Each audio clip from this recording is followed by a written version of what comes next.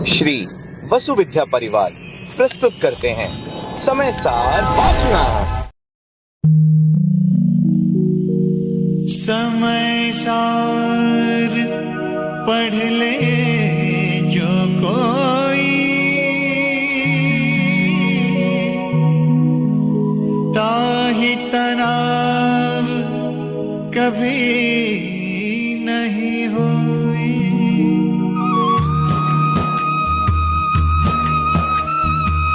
ओम नमः सिद्धेभ्यः। ओम नमः सिद्धेभ्यः।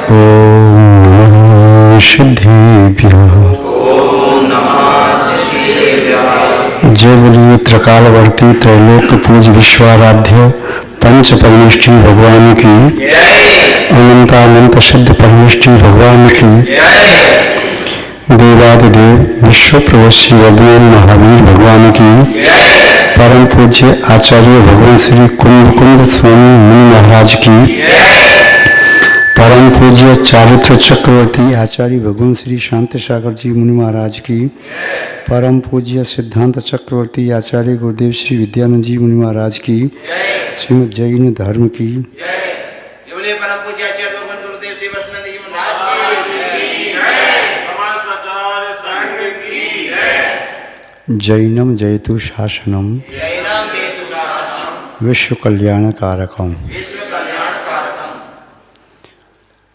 उपस्थित धर्म स्नेही सत श्रद्धालु भव्यवर पुंडरीक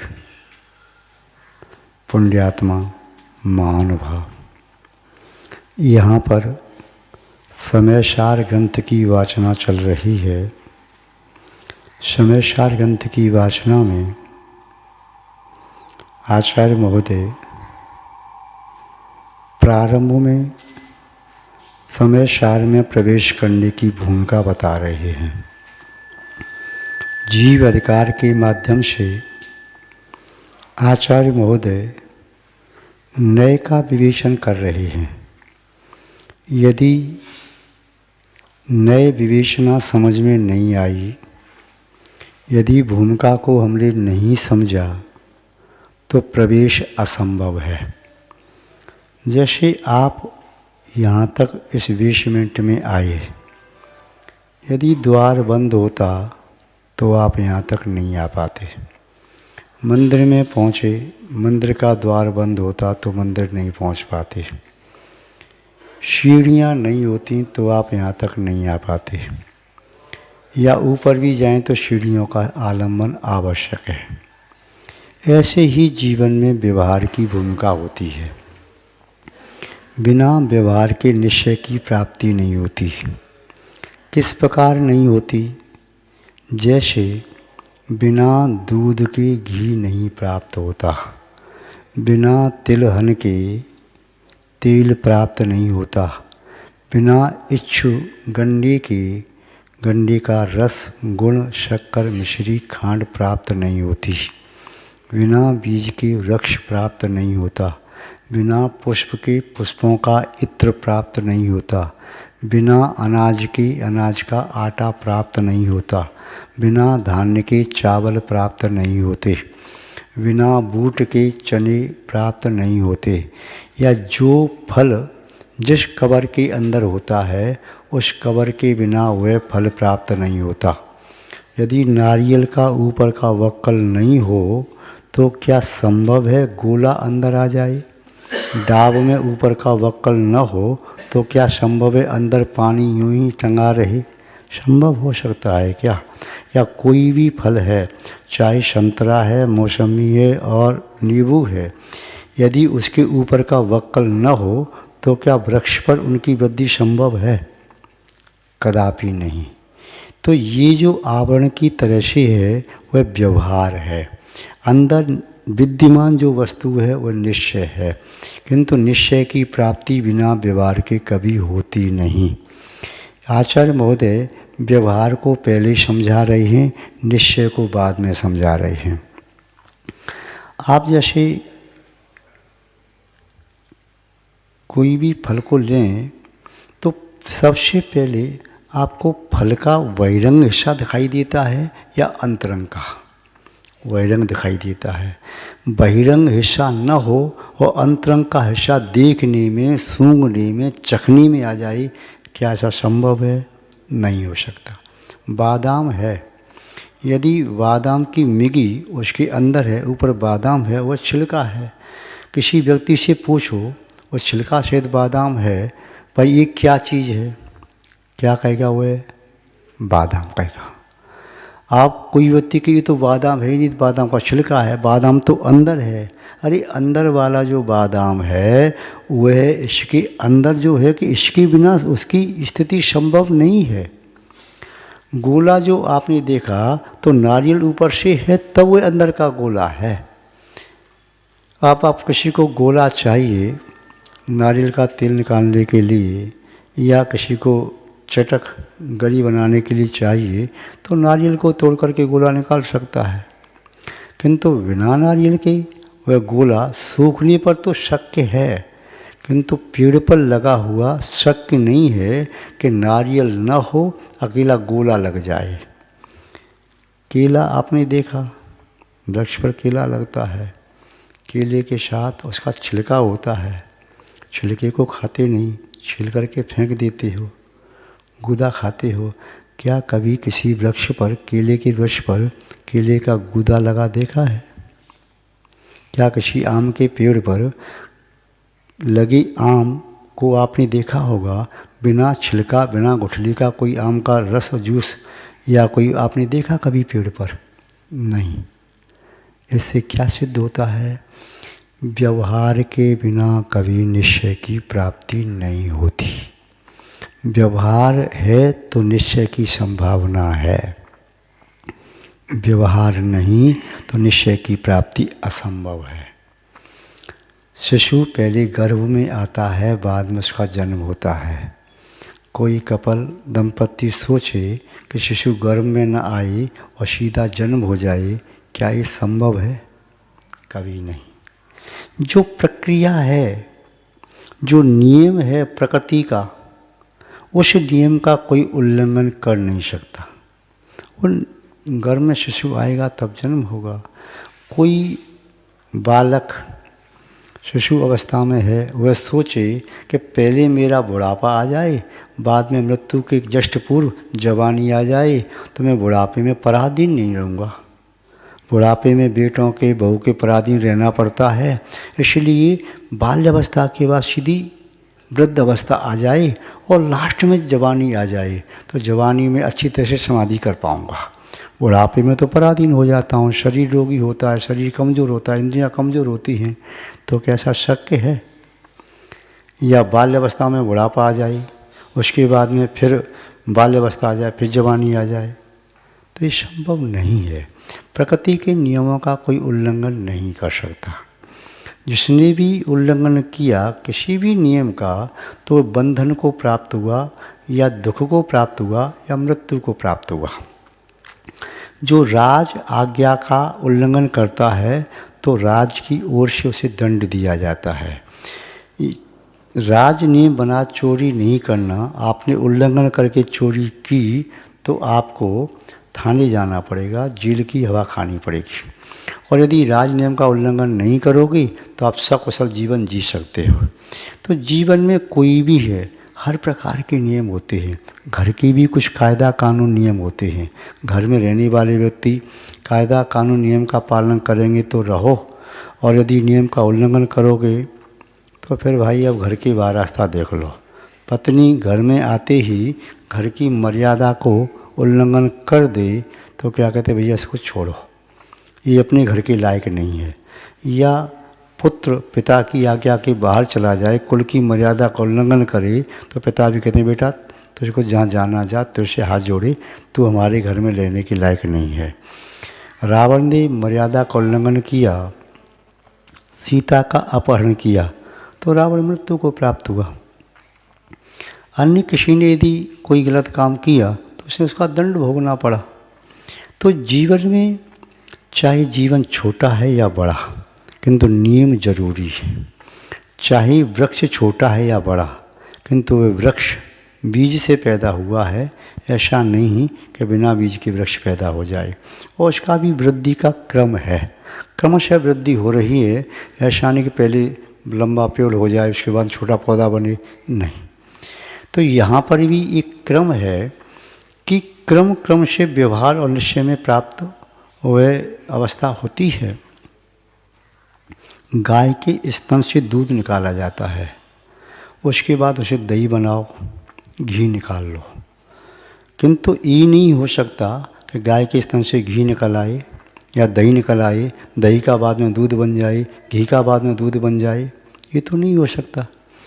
जब ये नहीं हो सकता तो फिर निश्चय बिना व्यवहार के कैसे हो सकता है? व्यवहार में पहले कोई बात आती है, निश्चय में बाद में आती है। व्यवहार के बिना निश्चय आज तक न तो किसी को प्राप्त हुआ था, न आज प्राप्त हो सकता है, न कभी भविष्य में प्राप्त हो सकेगा।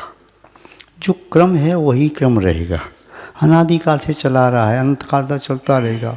जितने भी केवली हुए, तीर्थंकर हुए, सामान्य मुनि हुए, उन सब ने इसी क्रम का पालन किया और उन्होंने आत्मसिद्धि को प्राप्त किया, सिद्धत्व को प्राप्त कर लिया।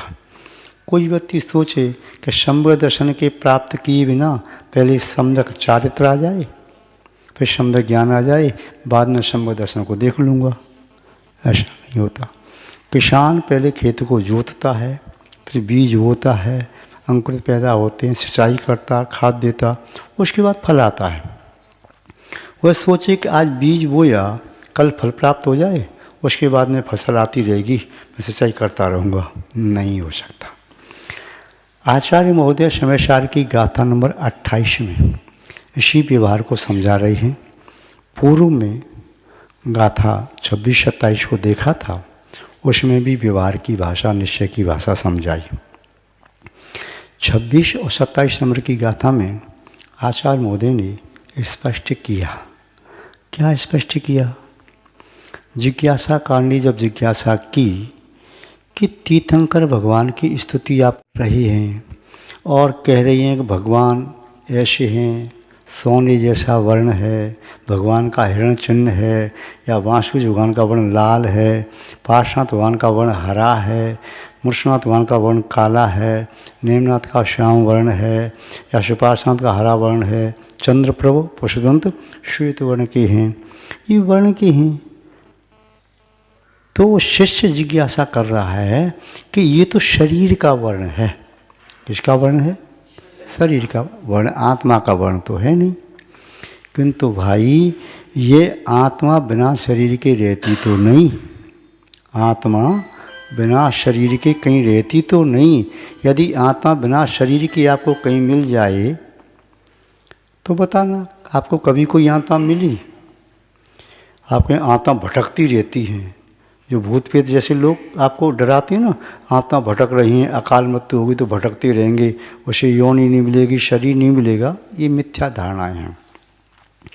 कोई भी जीव संसार में है तो शरीर से रहित नहीं होता, उसके पास विग्रह गति में भी कम से कम 2 शरीर होते हैं, तेजस शरीर और कारमान शरीर।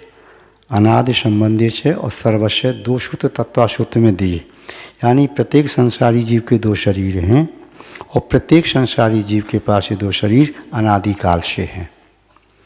अब तीसरा शरीर है विग्रह गति के बाद, या तो औदारिक शरीर को प्राप्त करेगा या वैकृत शरीर को प्राप्त करेगा, बिना शरीर का नहीं रह सकता।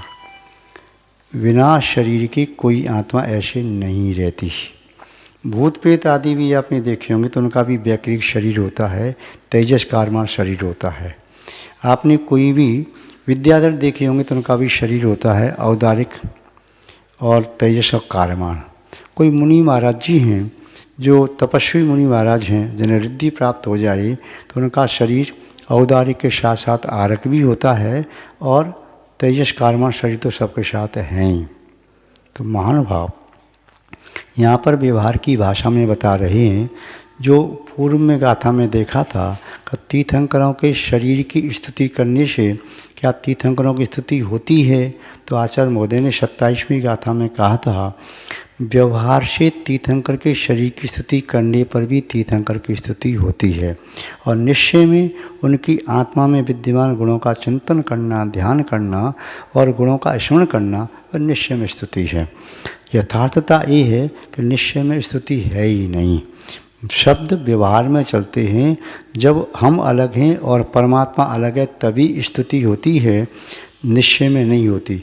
जब निश्चय में योगी डूब जाता है तो परमात्मा आत्मा का भेद नहीं रहता, वह निर्विकल्प दशा में होता है, अभीत रत्नत्र की अवस्था में होता है, वीतराग सम्मत से सहित होता है।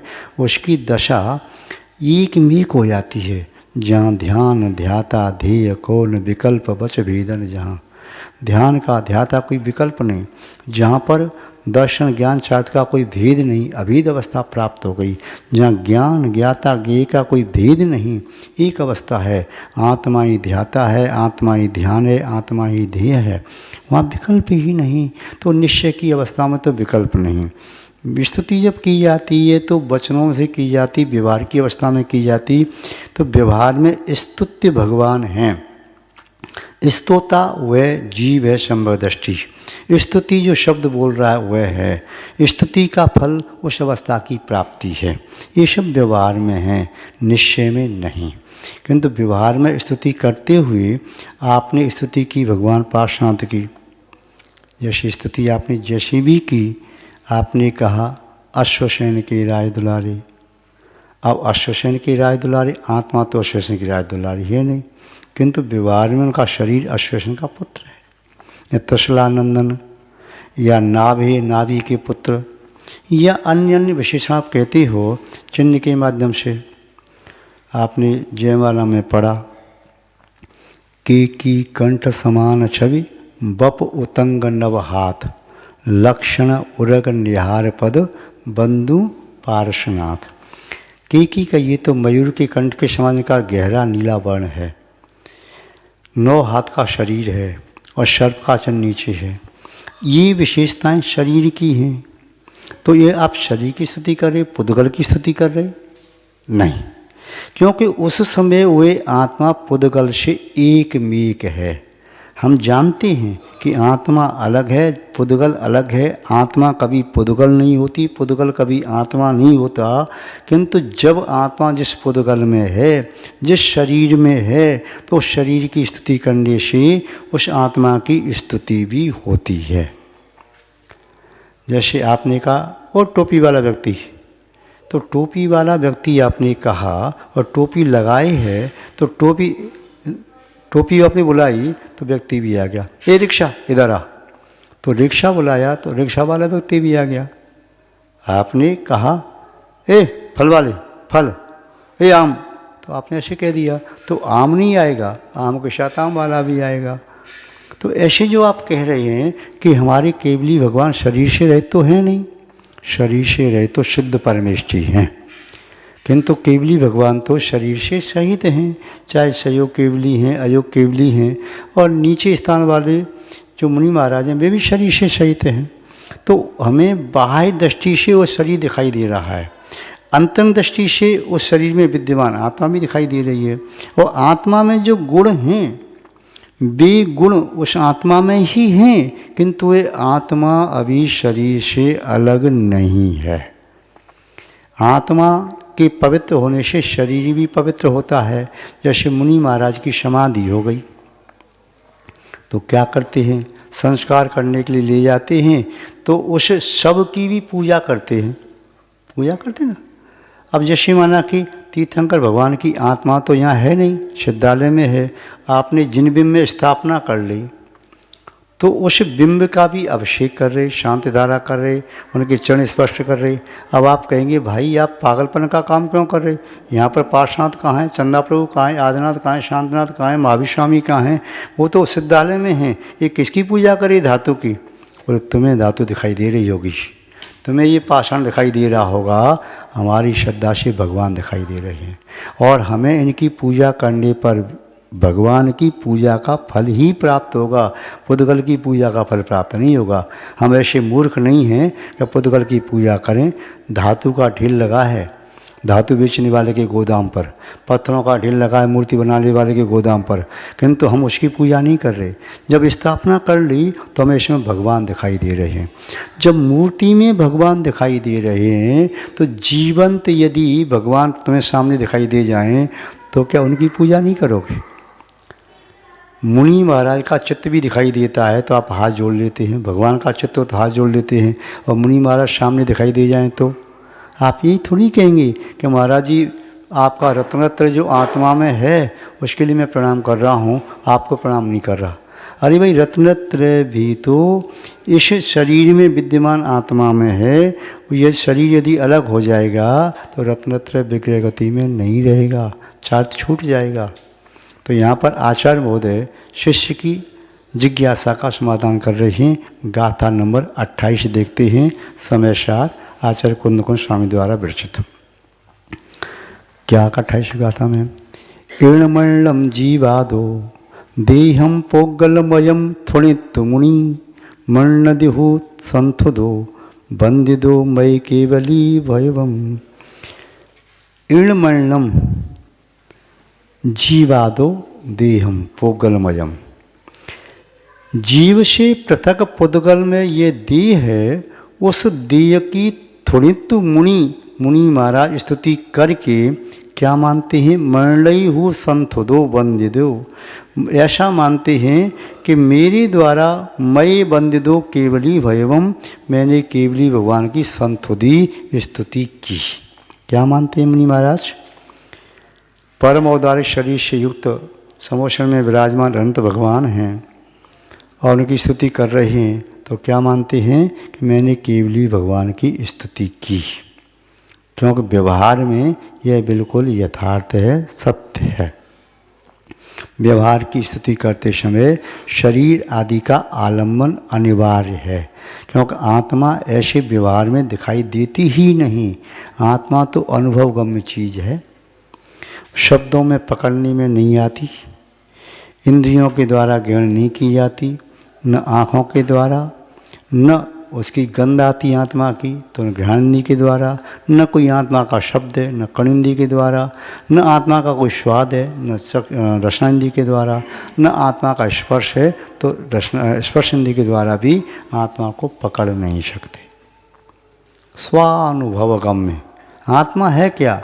वो चैतन्य में अनुभव है, वही तो आत्मा है। आत्मा कोई अलग सी चीज़ नहीं है कि आत्मा चीज़ अलग है। उस आत्मा को ये अलग कर दो, यहाँ से अलग कर दो, ये मेरी आत्मा आपकी आत्मा, सबकी आत्मा अलग अलग है किंतु एक जैसी है। किसी भी आत्मा में कोई अंतर नहीं, समस्त आत्माओं में असंख्यात प्रदेश हैं, न तो एक प्रदेश कम और न एक प्रदेश ज़्यादा। तो यहाँ पर 28वीं गाथा में कहा कि जैसे केवली भगवान के शरीर की स्तुति करने पर मुनि महाराज मानते हैं कि मैंने केवली भगवान की स्तुति की। अभी कैसे, तो आचार्य महोदय बता रहे हैं इसी को। न शरीर गुणा ही होंति केवलिनो केवल गुणे थुणदी जो सो तच्चम केवलिम थुणदी। यद्यपि निश्चय में आत्मा के गुण आत्मा में हैं, शरीर के गुण शरीर में हैं, शरीर में स्पर्श रस गंध वर्ण पाया जाता है, ये शरीर यानी पुद्गल के गुण हैं, आत्मा के नहीं। आत्मा के गुण ज्ञान दर्शन आदि वे शरीर में नहीं पाए जाते, किंतु शरीर अभी आत्मा के साथ है, तो व्यवहार से स्तुति करते हुए उस केवली भगवान की स्तुति हो गई, उनकी वंदना हो गई। निश्चय में निश्चय से युक्त नहीं है, क्योंकि न शरीर गुणा होंत केवलिनो, शरीर के गुण केवली भगवान के गुण नहीं हैं। शरीर के गुण अलग हैं, केवली भगवान के अलग हैं, निश्चय में तो अलग अलग है। व्यवहार में वह आत्मा शरीर में है तो शरीर की स्तुति करते हुए भी व्यवहार में केवली की स्तुति है। केवल गुणों थुणदी जो सो तच्चम केवली थुणदी, केवली के गुणों की स्तुति करना ही वास्तव में केवली की स्तुति है। यह निश्चय के बारे में आचार्य महोदय ने बताया। अब आचार्य महोदय अपनी बात को एक उदाहरण के द्वारा स्पष्ट कर रहे हैं कैसे स्पष्ट कर रहे हैं? रै रम्मी वर्ण दे रवि रणलो वर्णना कदा होदी दीय गुणे थो बनते न केवली गुणा थोदा होती। आचार्य मोदय कह रहे हैं, किसी राजा का वर्णन किया। प्रथम लोग पढ़ते हैं तो क्या पढ़ते हैं? उस राजा का राज इतना बड़ा राज्य था, उस राजा के नगर में इतने भवन बने थे, उस राजा की इतनी बड़ी सेना थी, महामात्य थे, उस राजा दंड नायक थे, सेनापति उप सेनापति ये सब थे, महाजन राजा के राज्य में थे, इतनी रानियाँ थीं। भरत चक्रवर्ती के बारे में आपसे पूछे, भरत चक्रवर्ती के बारे में बताओ।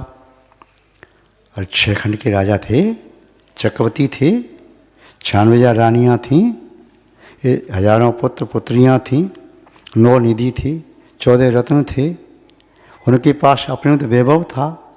तो ये वैभव था, ये सब वर्णन कर रहे हैं। ये वर्णन व्यवहार से राजा का ही वर्णन है।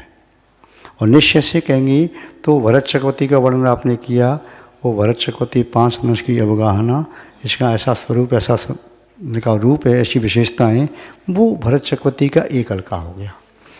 किंतु राजा का वर्णन यदि अकेले का किया, पूरे नगर का वैभव का नहीं किया, तो अपने आप में वो अधूरा हुआ।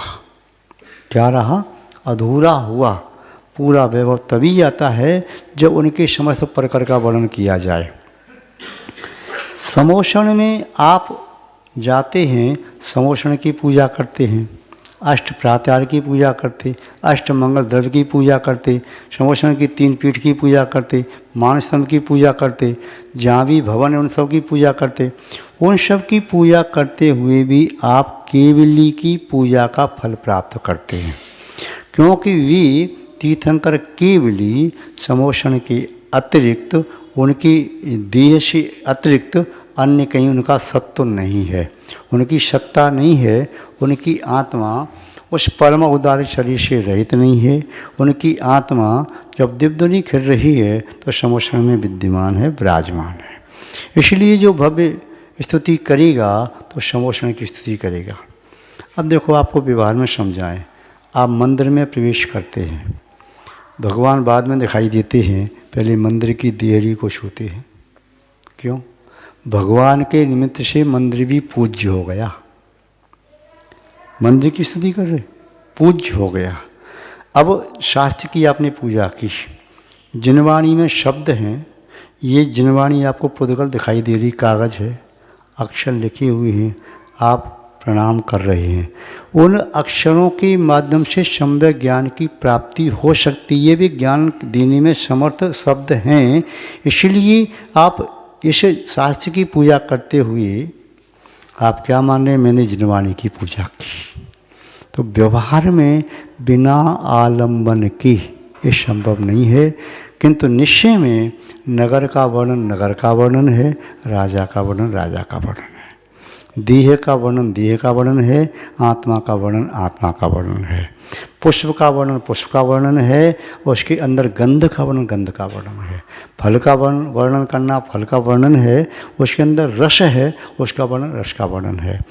किंतु व्यवहार में ये कभी अलग अलग नहीं हो सकते।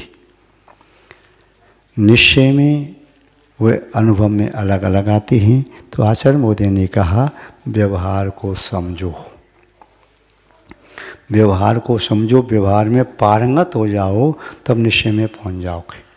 पहले प्राइमरी पास करो तो मिडिल में पहुंचोगे, मिडिल पास करो तो सेकेंडरी हाई सेकेंडरी पहुंचोगे, वहाँ से भी उत्तीर्ण हो गए, फिर आप कॉलेज में पहुंचोगे, उससे भी आगे बढ़ो, यूनिवर्सिटी पहुंचोगे, मास्टर की डिग्री आपने प्राप्त कर ली, तो फिर आप पीएचडी कर सकते हो। आप सोचो कि प्राइमरी किए बिना, आगे बढ़े बिना मैं पीएचडी कर लूँ, डीलिट कर लूँ, ये शक्य नहीं है, एक क्रम है आगे बढ़ने का। तो यहाँ पर आचार्य महोदय ने व्यवहार को भी समझाया और निश्चय के बारे में बताया। इस सब को हमें एकांत में बैठ करके तत्व चिंतन करना चाहिए, समझने की कोशिश करना चाहिए, क्योंकि पहली दृष्टि बाह्य वस्तु को देखती है, बाह्य को ग्रहण किए बिना अंतरंग को ग्रहण नहीं किया जा सकता। बाहर वाले गेट को खोले बिना अंदर का गेट नहीं खोला जा सकता। बाहर से प्रवेश न करें, गेट बंद है, सोचें बाहर वाला गेट बाद में खोल लेंगे, फिर अंदर वाले गेट का ताला खोल लें, कैसे खोलोगे? तो व्यवहार बाहर का गेट है जिसमें प्रवेश होता है, और निश्चय अंदर वाला गेट है जो अनुभव में आता है। तो आचार्य महोदय ने कहा व्यवहार को भी छोड़ना नहीं। एकांतवादी आपको निश्चय निश्चय निश्चय कहेंगे, किंतु बिना व्यवहार के निश्चय प्राप्त होता नहीं, और निश्चय के बिना व्यवहार भी सम्यक होता नहीं। लक्ष्य बनाओ निश्चय का, व्यवहार में चलो। आपको शिखर जी जाना है, लक्ष्य शिखर जी का बनाया, तो यहाँ से ट्रेन में बैठो, जो ट्रेन शिखर जी जाती है उसमें बैठो, पार्षद स्टेशन उतर जाओगे। यदि आपने लक्ष्य नहीं बनाया और ट्रेन से बैठ गए तो ट्रेन कहीं भी उतार देगी, कहीं भी आप उतर जाओगे, लक्ष्य नहीं है। यह आपका लक्ष्य समय शिखर जी का है, किंतु ट्रेन आपने गलत पकड़ ली, बॉम्बे वाली ट्रेन पकड़ ली, तो नहीं पहुंच पाओगे। तो इसलिए लक्ष्य बनाना यानी निश्चय को एक उद्देश्य बना करके आपका चलना है, और व्यवहार में पुनः सब क्रियाएँ की जाती हैं। जब वहाँ पहुँच जाओगे तब निश्चय की प्राप्ति हो जाएगी, व्यवहार अपने आप छूट जाएगा, छोड़ना नहीं पड़ेगा। नदी के इस किनारे से नाव में बैठे उस किनारे तक पहुंचना है। किनारे पर पहुंच जाओगे तो पैर आगे बढ़ाओगे, नाव छूट जाएगी। और यदि किनारे पर पहुंचे बिना मध्य में ही आपने जंप लगा दी, उस नाव में से कूद गए, तो नदी में डूब जाओगे, किनारा नहीं मिलेगा। किनारा मिलने पर नाव छूटती है, पहले छोड़ने से किनारा नहीं मिलता। तो व्यवहार को प्राप्त करो, व्यवहार में निष्णात हो जाओगे तो निश्चय प्राप्त हो जाएगा। निश्चय को प्राप्त करके व्यवहार करने की आवश्यकता नहीं, किंतु बिना व्यवहार के निश्चय की प्राप्ति संभव नहीं। आज इतना ही पर्याप्त है, शेष चर्चा विस्तार से पुनः बाद में कभी करना चाहिए। जय बोलिए श्री शांतनाथ भगवान की, परम पूज्य आचार्य गुरुदेव श्री विद्यानंद जी मुनि महाराज की, श्रीमद् जैन धर्म की।